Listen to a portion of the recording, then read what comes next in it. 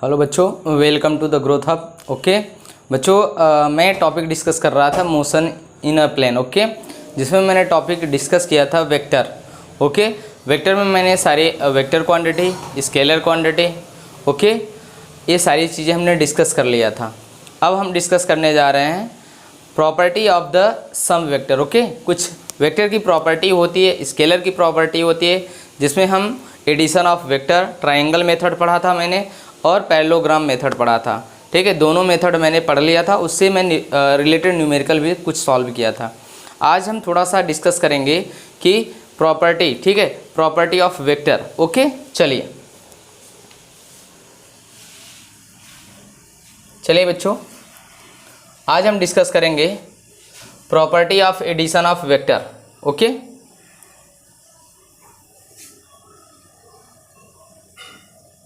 चलिए, property of addition of vector. यहाँ पे हम डिस्कस करेंगे दो वेक्टरों को ऐड करते समय। याद रखिएगा, मैंने बोला था कि आपको कुछ रूल आना चाहिए। ठीक है, जैसे कि देखो दिया है it follow commutative rule.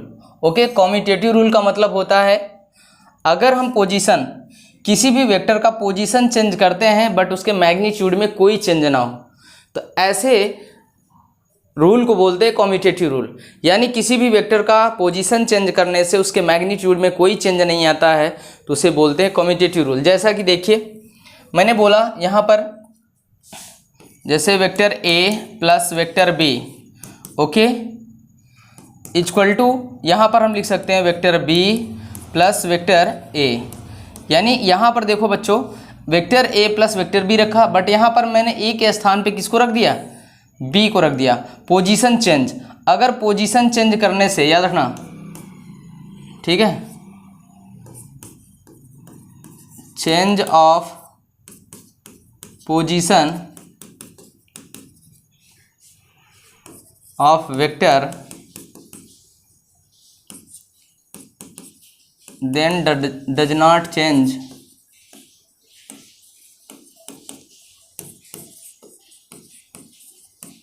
Magnitude. Okay,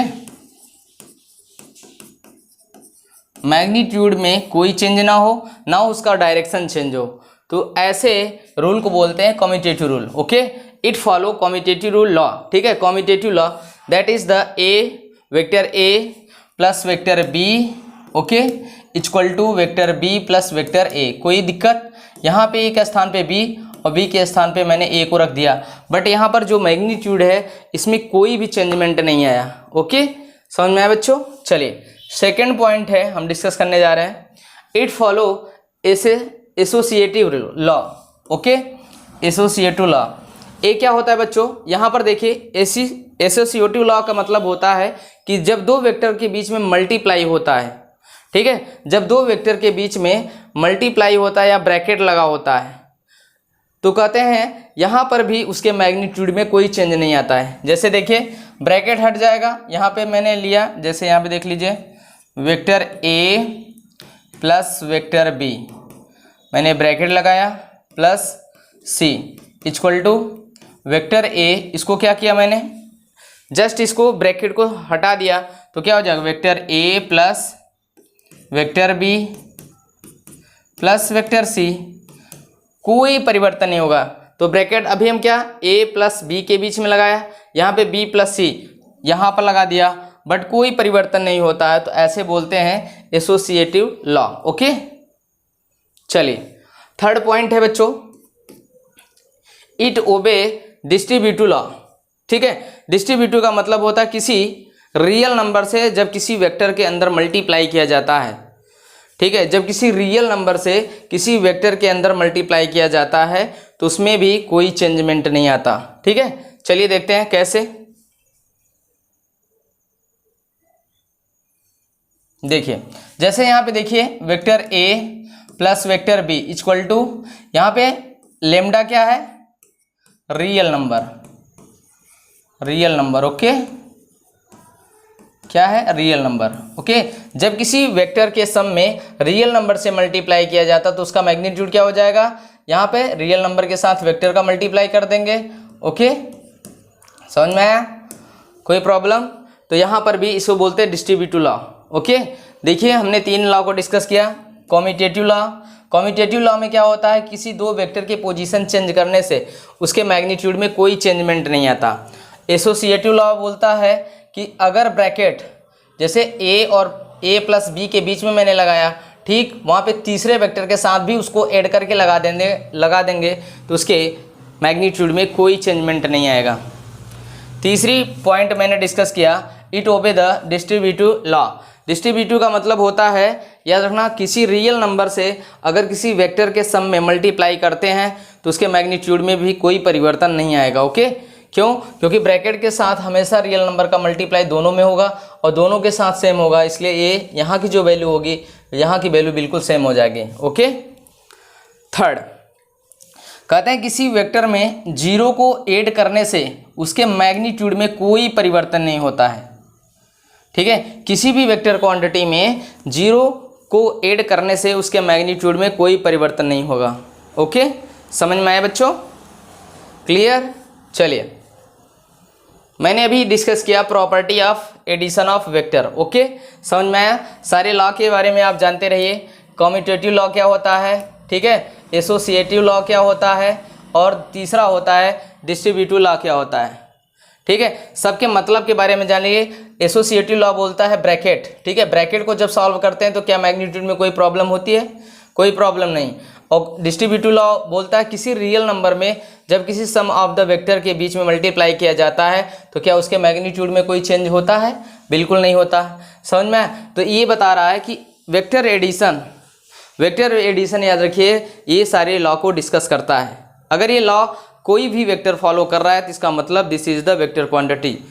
you understand? समझ में आया? चलिए, और किसी वेक्टर में 0 को ऐड करने से उसके मैग्नीट्यूड में कोई परिवर्तन नहीं होगा। जैसे 3i cap plus 0 equal to यहाँ पर 3i कैप ही आएगा। कोई problem?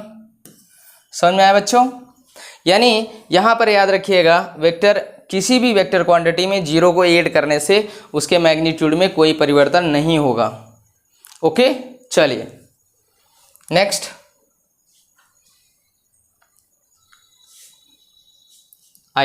Property of the subtraction of the vector, very important. अभी मैंने जो प्रॉपर्टी डिस्कस किया वो एडिशन का था, अब डिस्कस करने जा रहा हूं मैं property of subtraction of vector. अब हम यहां पर दो वेक्टरों के बीच में माइनस की बात करेंगे, ठीक है, सब्ट्रैक्शन की बात करेंगे। इसमें क्या होता है बच्चों, यहां पर देखिए फर्स्ट पॉइंट डिस्कस करते हैं, subtraction of vector does not follow commutative law. क्योंकि प्रॉब्लम है बच्चों, जैसे दो वेक्टर हैं, vector A minus vector B, याद रखिएगा यहां पर हम ए के स्थान पे बी को, ठीक है, अगर ए के स्थान पे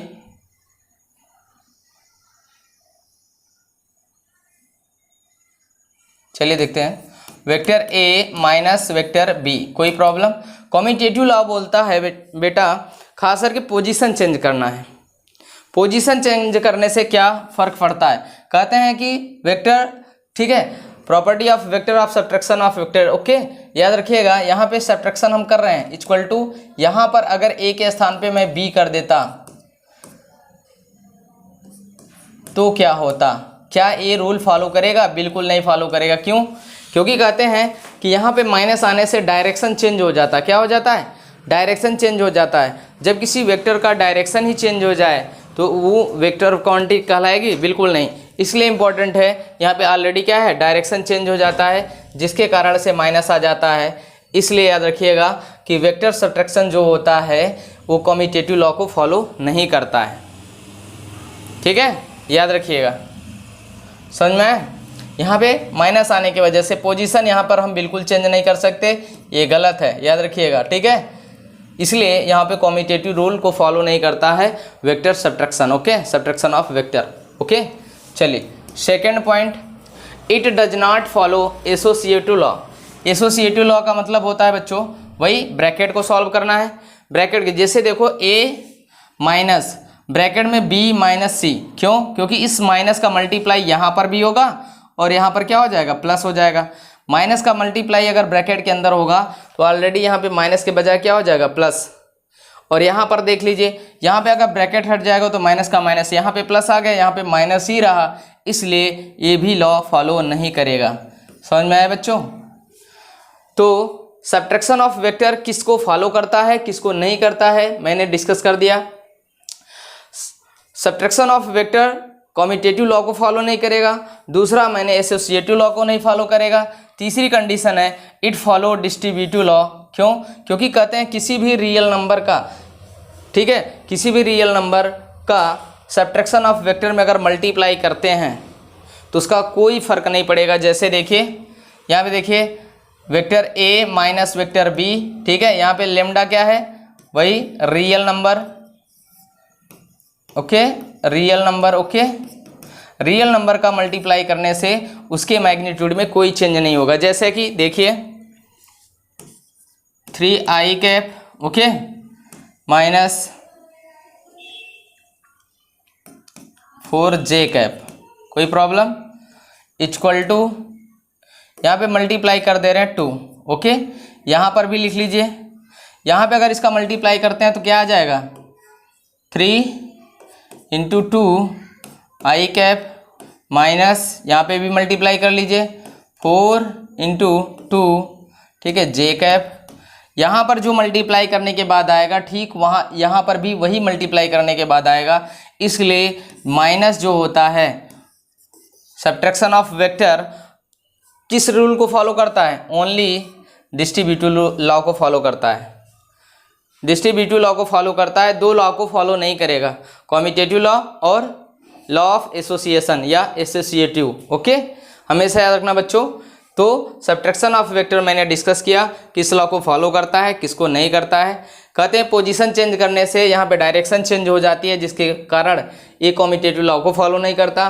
ब्रैकेट को सॉल्व करने से यहाँ पे जो माइनस का साइन है अंदर मल्टीप्लाई होने की वजह से यहाँ पे प्लस आ जाएगा, और यहाँ पे प्लस आने के बजाय यहाँ पे ब्रैकेट सॉल्व करेंगे तो ऑलरेडी माइनस होगा, यहाँ प्लस यहाँ माइनस, ये कदापि फॉलो नहीं करेंगे, इसलिए एसोसिएटिव लॉ को भी फॉलो नहीं करेगा।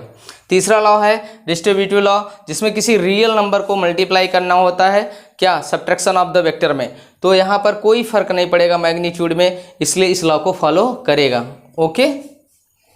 समझ में आया बच्चों? चलिए, बिल्कुल क्लियर, ओके। चलिए नेक्स्ट चलते हैं।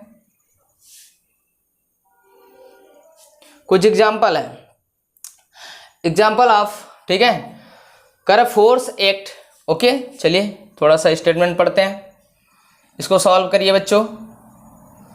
चलिए देखिए, करा कि force act in the different direction, okay, two force of 5 Newton towards the east and 7 Newton towards the south। चलिए डायग्राम दिया हुआ है, act on a particles, find the resultant force, very important बच्चों। चलिए देखिए, आपको पता है कि कहते हैं कि डायरेक्शन चेक कर लेते हैं पहले, इंपॉर्टेंट है जिस तरीके से डायग्राम दिया जाए। डायग्राम अगर नहीं है तो आप डायरेक्शन के अकॉर्डिंग डायग्राम क्लियर करेंगे। सबसे पहले दिया है कि, ठीक है, force act on the different direction, two force 5 Newton towards the east. पहले तो डायरेक्शन बनाना सीखिए, ईस्ट, वेस्ट, ऊपर होता नॉर्थ और साउथ, ठीक है। तो डायरेक्शन बनाएंगे, ईस्ट, ईस्ट में कितना है 7 न्यूटन, और उसके बाद करा कि टुवर्ड्स द साउथ, साउथ में है माइनस का 7। क्यों माइनस लग गया बच्चों? क्योंकि आप जानते हैं अप हमेशा पॉजिटिव, डाउन नेगेटिव, ठीक है, यहाँ पर नेगेटिव और यहाँ पर राइट साइड क्या होता है, पॉजिटिव, कोई प्रॉब्लम। अब देखिए बच्चों, यहाँ पर पूछा है नेट रिजल्टेंट, दो फोर्स हैं, ठीक है, एक साउथ वार्ड में और एक खास करके ईस्ट वार्ड में, ठीक है। अब कहते हैं नेट रिजल्टेंट, नेट रिजल्टेंट क्या होगा, सबसे पहले इंपॉर्टेंट है F1 इक्वल टू लिखेंगे, ठीक है, 5 इंपॉर्टेंट है। यहाँ पर एक्स एक्सिस लिख लेते हैं, एक्स एक्सिस, और ये क्या हो जाएगा, वाई एक्सिस। तो यहाँ पर क्या लिखेंगे, एक्स एक्सिस में है तो यहाँ पर 5 है ना, हाँ ठीक, ओके। तो क्या होगा 5 आई कैप लिख लीजिए, और साउथ में है तो साउथ होने की वजह से यहाँ ऊपर जे कैप होता तो माइनस जे कैप हो जाएगा, यहाँ पे हो जाएगा -7 जे कैप, कोई प्रॉब्लम। चलिए तो यहाँ पे इसको F2 लिख लेते हैं, -7 जे कैप, ओके। चलिए अब कह रहा है F1, ठीक है। नेट फोर्स आपको बताना है F resultant, vector F resultant mod लेंगे, अंडर रूट में लिखेंगे बच्चों F1 का होल स्क्वायर प्लस F2 का होल स्क्वायर। कोई प्रॉब्लम? रिजल्टेंट निकालने का अच्छा तरीका होता है अंडर रूट में F1 का होल स्क्वायर प्लस F2 का होल स्क्वायर। इसको सॉल्व कर लेंगे बच्चों तो क्या आ जाएगा, F वेक्टर इक्वल टू हो जाएगा F1 का स्थान पे 5 है तो 5 का क्या हो जाएगा 25। आई कैप कहाँ जाएगा, यूनिट वेक्टर है, यूनिट वेक्टर की वैल्यू हमेशा 1 होती है बच्चों, इसलिए 25 प्लस। ओके, यहाँ पर हो जाएगा क्या 7 है, 7 का -7 है, -7 का अगर स्क्वायर करेंगे तो प्लस हो जाएगा 49 आ जाएगा। कोई प्रॉब्लम? तो F मॉड क्या हो जाएगा, मॉड इक्वल टू हो जाएगा 25 एंड 49। इसको ऐड करोगे अंडर रूट में कितना आ जाएगा बच्चों 74। क्या हो जाएगा 74। ओके, समझ में आया बच्चों? F जो आया है F इक्वल टू लिख सकते हो अंडर रूट में 74। ओके 74, समझ में आया बच्चों? तो आप नेट रिजल्टेंट फोर्स आ गया आपका F इक्वल टू 74। समझ में आया कि नहीं? Okay okay, clear? चलिए क्लियर, चलिए नेक्स्ट चलते हैं।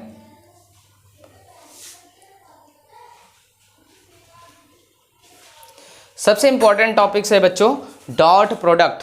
डॉट प्रोडक्ट को किस नाम से जाना जाता है, स्केलर प्रोडक्ट। क्या, किस नाम से, scalar product. Okay, dot product का फॉर्मूला क्या होता है, इसका बहुत ज़्यादा एप्लीकेशन आता है, ठीक है, सबसे ज़्यादा इसका एप्लीकेशन आता है और इसका यूज ज़्यादातर वर्क और एनर्जी में, ठीक है, फोर्स में, ठीक है, जहाँ पर फिजिक्स के जिस फार्मूले में कॉस थीटा आता होगा समझ लीजिए वहाँ पर एक्चुअली में क्या लगेगा, डॉट प्रोडक्ट। क्या लगेगा, डॉट प्रोडक्ट। ओके, समझ में आया? चलिए, इंपॉर्टेंट है। डॉट प्रोडक्ट को हम डिफाइन करते हैं। डॉट प्रोडक्ट किस नाम से जाना जाता है बच्चों, स्केलर प्रोडक्ट। क्या बोलते हैं इसको, स्केलर प्रोडक्ट, हमेशा याद रखिएगा, ठीक है, डॉट प्रोडक्ट और स्केलर प्रोडक्ट। चलिए, it is defined as the product of the magnitude of vector A, vector B and the cosine, ठीक है, cosine of the angle theta। cosine का मतलब होता है, याद रखना, ठीक है, cosine का मतलब होता है, ठीक है, cos थीटा। क्या होगा, cos थीटा, ठीक है। चलिए, cosines of the angle theta between them, ठीक है, it represented by vector A dot vector B equal to हो जाएगा A dot B cos theta. यहाँ पर याद रखना बच्चों, वेक्टर सिर्फ ए डॉट बी में रखेंगे, यहाँ पर नहीं रखेंगे, क्योंकि यहाँ पर ऑलरेडी बता रहा डिफिनीशन में product of the magnitude. Magnitude का मतलब होता है बच्चों वेक्टर का मॉड। वेक्टर का मॉड यानी वो रियल नंबर आते हैं, समझ में आया? यहाँ पे वेक्टर नहीं लगाएंगे, गलती से भी वेक्टर लगा दोगे गलत हो जाएगा, याद रखिएगा। समझ में आया? फार्मूला क्लियर हुआ कि नहीं? बिल्कुल, समझ में आया? तो vector A dot vector B equal to A B cos theta, ठीक है, समझ में आया? कोसाइन का मतलब होता है कॉस थीटा। ओके, चलिए, और कोजिया का मतलब होता है साइन थीटा। चलिए, केस फर्स्ट क्या डिस्कस करने जा रहे हैं, केस फर्स्ट। चलिए, केस फर्स्ट को डिस्कस करते हैं। तो समझ में आया डॉट प्रोडक्ट को किस नाम से जाना जाता है, स्केलर प्रोडक्ट। स्केलर प्रोडक्ट का फार्मूला क्या होता है, vector A dot vector B equal to A B cos theta. यहाँ पे ए और बी क्या है, मैग्नीट्यूड ऑफ द वेक्टर। क्या है, मैग्नीट्यूड ऑफ द वेक्टर। समझ में आया बच्चों? ओके, चलिए केस फर्स्ट को हम डिस्कस करते हैं। When the two vector are parallel then the theta equal to क्या होगा, 0। ओके, चलिए, देन थीटा इक्वल टू क्या हो जाएगा, 0। थोड़ा सा हम डिस्कस करने जा रहे हैं, थोड़ा समझते हैं, ठीक है। चलिए, अगर दो वेक्टर ए वेक्टर बी, ठीक है, समझिए, अगर पैरेलल है, दो पैरेलल लाइन के बीच हमेशा थीटा की वैल्यू क्या होता है बच्चों, 0 डिग्री। अब आप यहाँ पे पुट अप करेंगे तो कहते हैं कि डॉट प्रोडक्ट का मैक्सिमम वैल्यू कब मिलता है, किस कंडीशन में मिलता है। तो आइए चेक करते हैं। यहाँ पर देखिए, vector A dot vector B, यहाँ पर रखेंगे ए बी कॉस 0 डिग्री, क्या होता है 0 डिग्री, और कॉस 0 की वैल्यू क्या होता है बच्चों 1 होता है, क्या होता है 1। Okay, vector A dot vector B equal to यहाँ पर ए बी, ठीक है, मैक्सिमम लिख सकते हो, क्या लिख सकते हो मैक्सिमम, कोई प्रॉब्लम समझ में है। यहाँ पे A dot B, vector A dot vector B equal to A dot B. Okay, यहाँ पे मैक्स लिख सकते हो क्योंकि दो पैरेलल अगर वेक्टर हैं तो उनका डॉट प्रोडक्ट हमेशा मैक्सिमम माना जाता है, ठीक है। क्यों? क्योंकि दो पैरेलल लाइन के बीच में थीटा की वैल्यू क्या होती है 0 डिग्री। ओके, तो फर्स्ट केस मैंने डिस्कस कर लिया। फर्स्ट केस बोल रहा है कि when the two vector are parallel then the theta equal to 0 degree. Already ये बात सत्य है, ठीक है। तो अगर मैंने कॉस थीटा 0 रखा तो वैल्यू क्या आ जाएगी, A vector A dot vector B equal to क्या हो जाएगा ए डॉट बी। करें we have the A B cos theta 0 degree लिखेंगे, यहाँ ए बी आ जाएगा, ठीक है। अब बात करेंगे case second. Okay, case second में बोल रहा है बच्चों when the two vector are the mutually perpendicular, ठीक है। अगर दो वेक्टर को एक दूसरे के परपेंडिकुलर रखा जाए तो क्या होगा, what is the formed vector product dot product vector A dot vector B, तो क्या बनेगा। चलिए क्लियर करते हैं पिक्चर से। ओके, चलिए कहते हैं अगर दो वेक्टर ए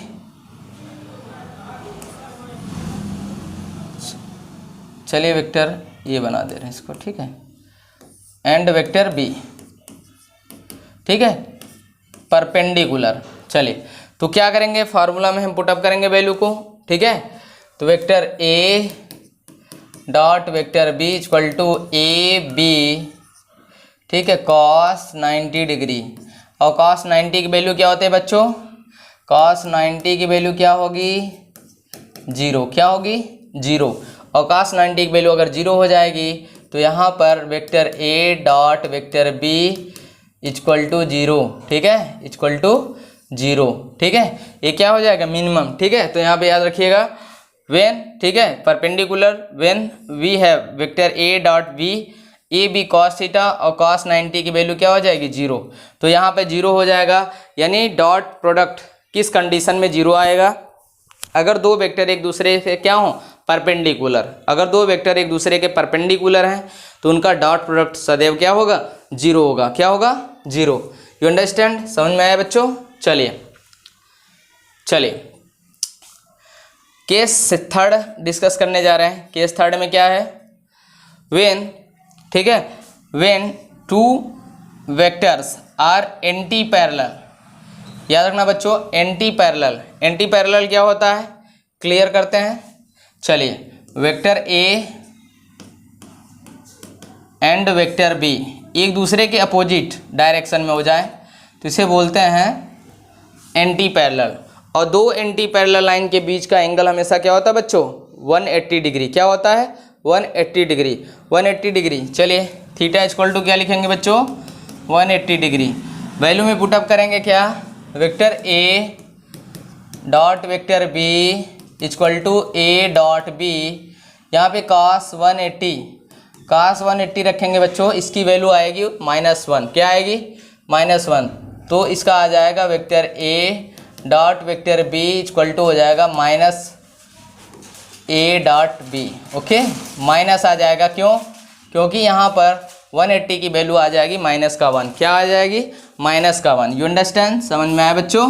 तो यहाँ पर जो निगेटिव आ जाएगा, ठीक है, तो उसका मैग्नीट्यूड क्या होगा नेगेटिव आएगा। ओके, चलिए समझ में, vector A dot vector B equal to क्या हो जाएगा, यहाँ वैल्यू पुटअप किया है ए डॉट बी कॉस 180, जिसकी वैल्यू आ जाएगी निगेटिव, क्या आ जाएगी निगेटिव।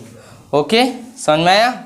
चलिए यहाँ पिक्चर को क्लियर करते हैं थोड़ा सा, देखिए करें वेक्टर ए, ठीक है, वेक्टर बी। ओके, चलिए वेक्टर बी यहाँ पर है, यहाँ पर इसका कंपोनेंट करेंगे तो बेस में हमेशा याद रखना थीटा जिधर से मेजरमेंट किया जाता है बेस हमेशा उसके साइड में आना जाता है, तो बी कॉस थीटा हो जाएगा।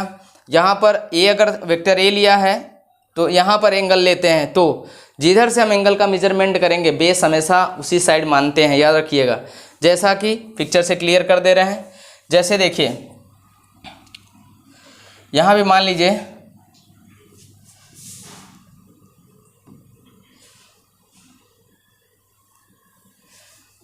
चलिए यहाँ पे देखिए एक वेक्टर है थीटा एंगल पर है, ठीक है। इसको रिजोल्यूशन बोलते हैं, रिजोल्यूशन ऑफ द वेक्टर। अगर मान लीजिए मैंने इसे वेक्टर ए माना है, ठीक है, थीटा एंगल पर है, इसको अगर रिजॉल्व करेंगे तो रिजॉल्व करने के बाद क्या होता है, हमेशा थीटा हम जिधर से मेजरमेंट करते हैं, जिस लाइन से थीटा को मेजरमेंट करते हैं, बेस हमेशा उसकी तरफ ही मानेंगे। तो यहाँ पर हो जाएगा वेक्टर ए, बेस इधर है, इधर से मेजरमेंट कर रहे हैं तो क्या हो जाएगा कॉस थीटा, और इसका अगर वर्टिकल लाइन देखेंगे तो हो जाएगा वेक्टर ए साइन थीटा, ठीक है। इसे बोलते हैं वेक्टर रिजोल्यूशन। ओके, ये हेडिंग होगी, आपको ऑलरेडी मैं क्लियर करूँगा। समझ में आया बच्चों? अभी मैंने क्या डिस्कस किया, डॉट प्रोडक्ट। क्या डॉट प्रोडक्ट किस नाम से जाना जाता है, स्केलर प्रोडक्ट, ठीक है। Vector A dot vector B equal to क्या होता है, ए बी कॉस थीटा। क्या होता है, कॉस थीटा। कॉस थीटा को और किस नाम से जाना जाता है, कोसाइन। ओके, याद रखना कोसाइन। समझ में? चलिए मैंने कंडीशन बता दिया, किस कंडीशन में वेक्टर डॉट प्रोडक्ट, याद रखना किस कंडीशन में डॉट प्रोडक्ट जीरो होता है, जब एक वेक्टर दूसरे वेक्टर के क्या हो, परपेंडिकुलर हो। किस कंडीशन पे डॉट प्रोडक्ट निगेटिव आएगा, जब एक वेक्टर दूसरे वेक्टर से एंटी पैरेलल हो। किस कंडीशन पे डॉट प्रोडक्ट सदैव पॉजिटिव आएगा, जब दो वेक्टर एक दूसरे के क्या हो, पैरेलल हो। क्या हो, पैरेलल। अगर पैरेलल हैं तो हमेशा याद रखिएगा क्या मिलेगा आपको, पॉजिटिव डॉट प्रोडक्ट मिलेगा। You understand? कंडीशन याद रखिएगा, कंडीशन हमेशा याद रखिएगा। जैसे मैंने बोला, ठीक है, कंडीशन फर्स्ट में बोला अगर दो वेक्टर पैरेलल हैं तो क्या मिलता है, पॉजिटिव। अगर कोई वेक्टर एक दूसरे के परपेंडिकुलर हैं, ठीक है, अगर दो वेक्टर एक दूसरे के परपेंडिकुलर हैं तो यहाँ पे कंडीशन क्या मिलता था, zero magnitude. Okay, condition second. Third condition में बताया अगर दो वेक्टर एक दूसरे के एंटी पैरेलल हैं, क्या हैं, एंटी पैरेलल हैं, तो कंडीशन कैसा मिलता था, निगेटिव। क्या मिलता था, निगेटिव। ओके, समझ में आया बच्चों? तो मैंने ये सारी कंडीशन डिस्कस किया, फार्मूला मैंने डिस्कस कर लिया। Vector A dot vector B equal to formula क्या होता है, ए बी कॉस थीटा। कोई प्रॉब्लम? ओके, चलिए थोड़ा सा आगे बढ़ते हैं। समझ में आया बच्चों?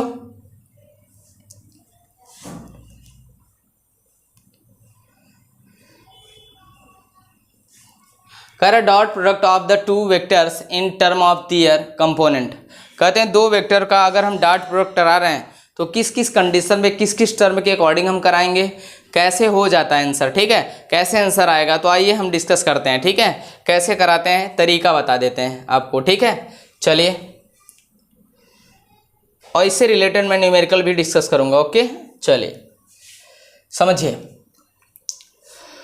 इट इज, ठीक है, it is defined as the product of magnitude of one vector and magnitude of the component of other vector in the direction of first vector. Okay, जैसे वेक्टर ए दिया हुआ है, याद रखिएगा vector A one I cap, A2 J cap, A3 K cap, and B vector दिया हुआ है B1 आई cap plus B2 जे cap plus B3 के कैप। कोई प्रॉब्लम? चलिए, इन दोनों के बीच में हमें क्या कराना है, डॉट प्रोडक्ट। क्या कराना है, dot product. A dot B, vector A dot vector B. तो यहाँ पर क्या करेंगे, याद रखना ऑलरेडी दो वेक्टर दिया है, इनका डॉट प्रोडक्ट कराएंगे। डॉट प्रोडक्ट कराने का याद रखना आई का आई कैप के साथ, जे का जे कैप के साथ, के का के कैप के साथ ही डॉट प्रोडक्ट करेंगे, ठीक है। और बाकी अगर अदर के साथ कराएंगे हमेशा याद रखना एक दूसरे से परपेंडिकुलर हो जाएंगे, और एक दूसरे से परपेंडिकुलर होने का मतलब 90 डिग्री, और cos 90 की वैल्यू सदैव जीरो होता है। याद रखना डॉट प्रोडक्ट में आपको एक ट्रिक बताएंगे, हमेशा याद रखना सिर्फ आई का आई कैप के साथ, जे का जे कैप के साथ, के का के कैप के साथ ओनली डॉट प्रोडक्ट कराया जाता है, अदर को बिल्कुल हमेशा जीरो मान लिया जाता है। इसलिए आपको डायरेक्ट करना है, और आपको तरीका बता दे रहे हैं जीरो आया कैसे। ओके, चलिए, तो मैंने देखा, मैंने इन दोनों का डॉट प्रोडक्ट करा दिया। डॉट प्रोडक्ट कराने के बाद देखो ए आई कैप और यहाँ पर है, ठीक है, यहाँ पर है b1 i कैप। चलिए a1 i cap b1 i cap ये दोनों क्या है, रियल नंबर या मैग्नीट्यूड होते हैं, ठीक है। मल्टीप्लाई i कैप का होल स्क्वायर कर दिया, प्लस यहाँ पर देखिए दूसरा कंडीशन है a1, ठीक है। a1 क्या है, a1 डॉट b, ठीक है, i कैप ऑलरेडी दूसरा कंडीशन है, j कैप लगा दिया। फिर a1 b3 के साथ डॉट प्रोडक्ट i, ठीक है। थोड़ा हम आपको क्लियर कर दे रहे हैं, ठीक है, ये थोड़ा सा मिसप्रिंट भी हो गया है। चलिए सुनिए,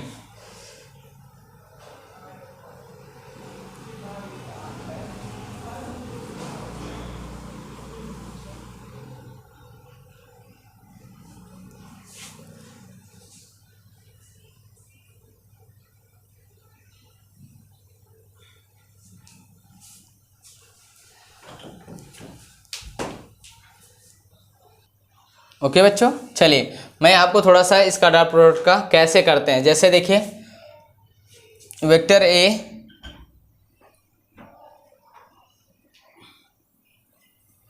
चलिए देखिए मैं दो वेक्टर ले रहा हूँ, वेक्टर ए इक्वल टू, ठीक है, a1 i cap plus a1 j cap plus a1 k cap. Okay, मैंने वेक्टर ए लिया, vector B equal to b1 i cap, okay, plus b1 j cap plus b1 k cap. कोई problem? चलिए समझिएगा बच्चों, अब इन दोनों के बीच में हमें क्या कराना है, डॉट प्रोडक्ट, ठीक है। डॉट प्रोडक्ट कराएंगे तो हमेशा याद रखना, यहाँ पे रखेंगे क्या, a1, देखो आपको एक तरीका बता दें, हमेशा याद रखिएगा a1 i कैप का i कैप के साथ, j कैप का j कैप के साथ, k कैप का k कैप के साथ ही कराना है आपको। और बाकी अदर कंडीशन क्या है, हमेशा जीरो होता है, क्यों होता है, ऑलरेडी मैं आपको क्लियर करता हूँ। देखो a1 डॉट b1, ठीक है, i कैप का याद रखना, i कैप हमेशा, i कैप का अगर डॉट कराते हैं तो वैल्यू हमेशा 1 आती है, तो इसलिए आपको लिखने की ज़रूरत नहीं है, बट आप लिखना चाहते हैं तो कोई बात नहीं, ठीक है। हमेशा लिखना i कैप का i कैप के साथ डॉट प्रोडक्ट डालने से वैल्यू 1 आएगी, ठीक। चलिए प्लस यहाँ पे a1 b1, ठीक है, चाहो तो यहाँ पे b2 लिख लीजिए, कोई दिक्कत नहीं है, ठीक है, तो आपको एक अलग नंबर, डिफरेंट नंबर मिल जाएगा, ठीक है। चलिए ठीक है, a1 b2, ठीक, प्लस यहाँ पे j कैप के साथ हमेशा क्या आ जाएगा, अगर याद रखना सेम वेक्टर का डॉट प्रोडक्ट कराते हैं तो हमेशा यूनिट वेक्टर का वैल्यू 1 आएगा, ठीक है, प्लस यहाँ पे हो जाएगा क्या, a1 p2, ओके। यहाँ पे k कैप का अगर डॉट प्रोडक्ट कराते हैं तो वैल्यू हमेशा 1 आएगा, ओके। बाकी अदर नंबर का देखा जाए तो अगर i कैप का, ठीक है, i कैप का मल्टीप्लाई अगर j कैप के साथ कराया जाता है तो हमेशा याद रखना बच्चों, सबसे इम्पोर्टेंट है आपको एक्सिस आनी चाहिए, ठीक है, x axis, y axis and z axis, okay. यहाँ पर i कैप होता है, यहाँ पर क्या हो जाएगा, j कैप, और यहाँ पर क्या हो जाएगा, k कैप। तो देखिए बच्चों, ये दो ऑर्थोगोनल एक्सिस है वो हमेशा एक दूसरे के क्या होती हैं, परपेंडिकुलर। और आप जानते हैं डॉट प्रोडक्ट में फार्मूला क्या आता है, आप हमेशा याद रखिएगा, डॉट प्रोडक्ट में फार्मूला क्या आता है, a डॉट b क्या हो जाएगा, a b कॉस थीटा। और तुम्हें पता होना चाहिए कॉस 90 की वैल्यू क्या होती है बच्चों, सदैव 0 होती है। इसका मतलब अगर डॉट में i और j का डॉट प्रोडक्ट कराते हैं सदैव 0, अगर j का k के साथ हम डॉट प्रोडक्ट कराते हैं तो सदैव क्या मिलेगा, 0, और k का अगर i के साथ डॉट प्रोडक्ट कराएंगे तो सदैव क्या मिलेगा, 0। इसलिए हमेशा याद रखना, आपको शॉर्ट फॉर्म में मैंने बता दिया, सीधा आपको i का i के साथ, j का j के साथ और k का k के साथ हमेशा डॉट प्रोडक्ट कराना है, आपका डायरेक्ट आंसर आएगा। कंडीशन जब भी कोई पूछे कि इसका मल्टीप्लाई कराने, इसका डॉट प्रोडक्ट i का j में हम क्यों नहीं कराते, i का j का कराने का मतलब देखो, i कैप का j के साथ कराने जा रहे हो, इसके बीच का एंगल देख लीजिए 90 डिग्री, और 90 डिग्री जैसे ही रखोगे सारी वैल्यू क्या हो जाएगी, 0। क्यों, क्योंकि cos 90 की वैल्यू क्या होती है, 0, क्या होती है, 0। कंडीशन याद रखिएगा बच्चों, यहाँ पे रखना, हमेशा रखना i का i के साथ 1, जे का जे के साथ हमेशा 1 और के का साथ हमेशा क्या हो जाएगा 1 यूनिट वेक्टर का वैल्यू आएगा। कोई प्रॉब्लम? ओके, चलिए इससे रिलेटेड न्यूमेरिकल करते हैं। ओके, चलिए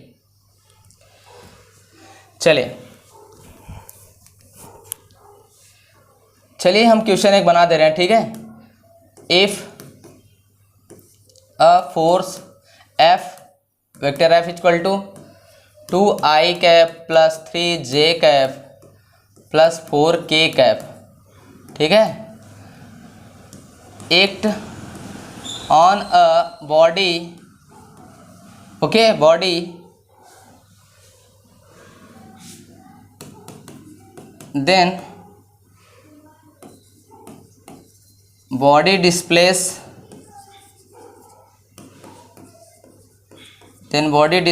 D, ठीक है, 3i cap plus 5j cap plus 10k cap, okay, displace D equal to कितना, इतना, ठीक है।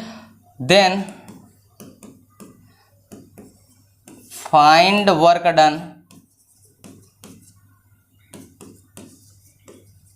Done due to force, okay, due to force. कोई प्रॉब्लम? चलिए मैंने एक वर्क का क्वेश्चंस दे दिया, ठीक है। अगर कोई फोर्स है F इक्वल टू इतना, ठीक है, वेक्टर के फॉर्म में, उसका डिस्प्लेसमेंट, अगर किसी बॉडी पर फोर्स लग रहा है तो बॉडी डिस्प्लेस होकर के ये क्वेश्चन दीजिएगा, ठीक है। तो आप बताइए कि इस फोर्स के द्वारा बॉडी पे कितना वर्क डन किया गया। तो आपको वर्क डन का फार्मूला होता है बच्चों, W इक्वल टू होता है F dot D cos theta. याद रखना बच्चों, अगर याद रखिएगा डॉट प्रोडक्ट हो रहा है तो हमेशा याद रखना यहाँ पे थीटा अगर मेंशन नहीं किया गया है तो हमेशा याद रखना फोर्स और डिस्प्लेसमेंट एक दूसरे के कैसे हैं, पैरेलल हैं। क्या है, पैरेलल। हमेशा याद रखना जब भी आपको थीटा मेंशन नहीं किया है तो हमेशा याद रखना पैरेलल बात करेंगे और थीटा की वैल्यू सदैव क्या रखेंगे, 0, ठीक है। चलिए W इक्वल टू हो जाएगा, यहाँ पे डॉट प्रोडक्ट कराते हैं। चलिए F फोर्स दिया हुआ है क्या, 2i कैप प्लस, ठीक है, 3j cap plus 4k cap, okay. यहाँ पे लिखेंगे डॉट प्रोडक्ट और यहाँ पे डिस्प्लेसमेंट दिया है 3i cap, okay, plus 5j cap plus 10k cap. कोई प्रॉब्लम बच्चों? चलिए डॉट प्रोडक्ट कराएंगे तो हमेशा रखना किसके किसके साथ, i का i के साथ, j का j के साथ और k का k के साथ हमेशा डॉट प्रोडक्ट कराएंगे, सीधा आंसर आएगा बच्चों, ओके।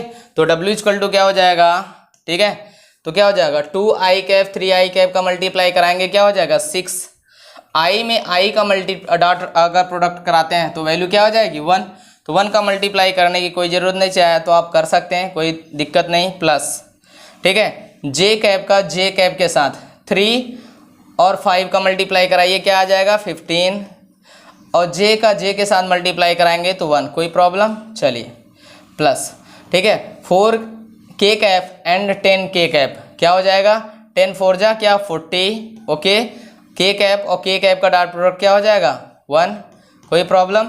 तो आ जाएगा आंसर बच्चों W इक्वल टू आ जाएगा, सारे नंबर को ऐड कर लेंगे 6 15 और 40, ठीक है, 6 15 प्लस 40, ठीक है। अगर दोनों को ऐड करेंगे तो आ जाएगा 61। वर्क डन है, वर्क डन का यूनिट होता है जूल, क्या हो जाएगा जूल। कोई प्रॉब्लम समझ में आया बच्चों?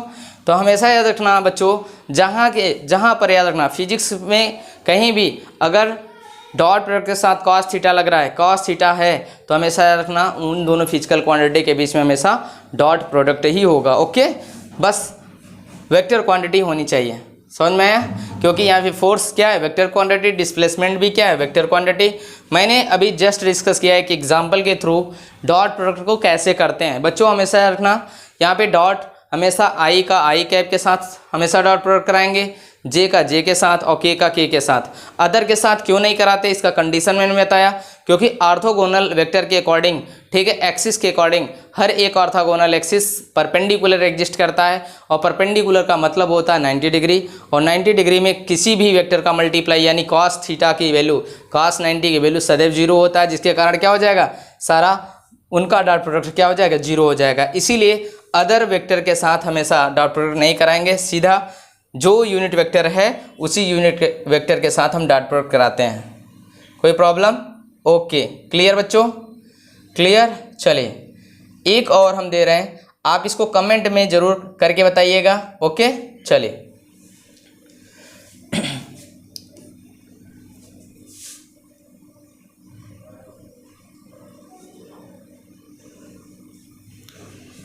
चलिए देखिए, vector A equal to 4i cap plus 3j cap plus 8k cap. Okay, and vector B equal to, ठीक है, 2i cap plus 5j cap, okay, minus, ठीक है, माइनस 4k कैफ।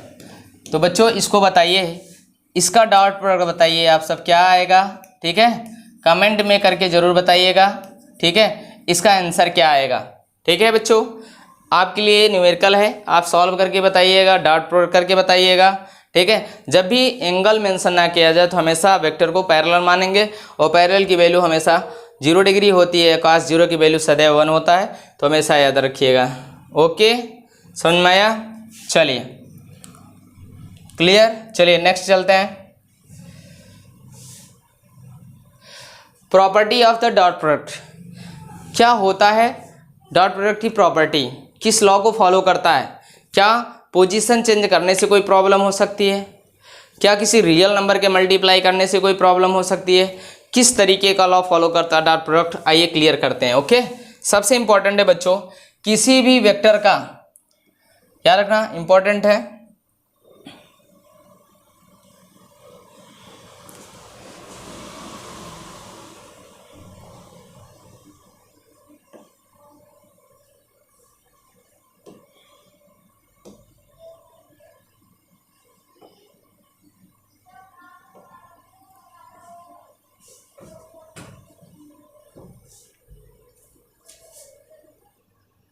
ओके बच्चों। चलिए property of the dot product, okay, discuss करते हैं। चलिए सुनिए, किसी भी वेक्टर का अगर डॉट प्रोडक्ट सेल्फ कराते हैं, सेल्फ डॉट प्रोडक्ट, ओके, चलिए मैंने वेक्टर ए का डॉट प्रोडक्ट ए से ही करा देते हैं, तो क्या आएगा बच्चों, यहाँ पे इसके मैग्नीट्यूड, वेक्टर ए का मैग्नीट्यूड का स्क्वायर हो जाएगा। क्या हो जाएगा? स्क्वायर। समझ में आया? किसी भी वेक्टर का अगर सेल्फ डॉट प्रोडक्ट कराते हैं तो उसका क्या हो जाएगा, उसके मैग्नीट्यूड का स्क्वायर हो जाएगा। क्या हो जाएगा? स्क्वायर। समझ में आया बच्चों? चलिए यहाँ पर देखिए, vector A dot vector A, उसके मैग्नीट्यूड का क्या हो गया, होल स्क्वायर। कोई प्रॉब्लम? अगर vector A dot vector B है, ठीक है, इसका डॉट प्रोडक्ट कराएंगे तो क्या हो जाएगा, ए बी। क्या हो जाएगा? A B. थर्ड कंडीशन है, तो यहां पर देखिए सबसे इंपॉर्टेंट सेल्फ डॉट प्रोडक्ट क्या होता है, इसको बोलते हैं self dot product. Okay, self dot product. Okay, चलिए यहां पर दूसरा कंडीशन है, किस लॉ को बताता है, यहां पर कॉम्यूटेटिव लॉ। तो कहते हैं डॉट प्रोडक्ट कॉम्यूटेटिव लॉ को फॉलो करता है। कैसे? क्योंकि यहां पे देखिए, vector A dot vector B equal to हम लिख सकते हैं यहाँ पे vector B dot vector A. तो कहते हैं यहाँ पर पोजीशन चेंज करने से उसके मैग्नीट्यूड में कोई डिफरेंस नहीं आएगा, इसलिए डॉट प्रोडक्ट जो है कॉम्यूटेटिव लॉ को फॉलो करेगा। ओके, समझ में आया बच्चों? कॉम्यूटेटिव लॉ क्या होता है ऑलरेडी मैंने डिस्कस कर चुका हूँ, इसलिए यहाँ पर भी याद रखिएगा कि डॉट प्रोडक्ट हमेशा कॉम्यूटेटिव लॉ को फॉलो करेगा। You understand? क्यों? क्योंकि चेंज ऑफ द, ठीक है, change of the position of vector but does not change of the magnitude. Okay, समझ में आया? चलिए थर्ड कंडीशन है, याद रखिएगा, यहाँ पर होता है क्या, associative law. Okay, associative law क्या करता है, चलिए देखते हैं। यहाँ पर इसको फॉलो करेगा, जैसे वेक्टर ए डॉट, ठीक है, ब्रैकेट में vector A dot vector B plus C. Okay, अगर इसका हम डॉट प्रोडक्ट कराते हैं तो क्या होगा, अंदर मल्टीप्लाई करिए तो क्या हो जाएगा, vector A dot vector B plus vector A dot vector C. अब देखिए ये दोनों इक्वल होंगे, क्या होंगे, इक्वल। तो कहते हैं एसोसिएशन को भी फॉलो करता है, ठीक है, एसोसिएशन को भी फॉलो करेगा, समझ में आया? चलिए ये भी वही कंडीशन है, यहाँ पर क्या है, यहाँ पर क्या है, ए एसोसिएशन को फॉलो कर दिया। यहाँ पे डिस्ट्रीब्यूटिव की बात करें तो, ठीक है, चलिए यहाँ पर मल्टीप्लाई है तो vector C dot vector A, okay, bracket के अंदर वेक्टर बी। इसका अगर हम डॉट प्रोडक्ट कराते हैं तो क्या होगा, वेक्टर बी का डॉट प्रोडक्ट सी के साथ भी कराएंगे तो वेक्टर बी डॉट सी, ठीक। चाहे तो इसको ऐसे भी लिख सकते हैं, ठीक है, यहाँ पर क्या लिख सकते हैं, चलिए ब्रैकेट में क्या लिख सकते हैं, vector C dot A dot B, कोई प्रॉब्लम। यहाँ पर चेंज कर सकते हैं, वेक्टर बी को अंदर करके सी को बाहर कर सकते हैं, इसका डॉट प्रोडक्ट कराएंगे तो भी वैल्यू सेम आएगा, इसलिए यहाँ पर भी इस लॉ को फॉलो करेगा। कहते हैं vector A dot vector B, ठीक है, ए वेक्टर ए का magnitude, vector B cos theta. Already ये फार्मूला में मैंने डिस्कस कर चुका हूँ, ओके, समझ में आया बच्चों? चलिए बस आज के लिए बस इतना, बाकी आपको नेक्स्ट क्लास में डिस्कस करेंगे, ओके।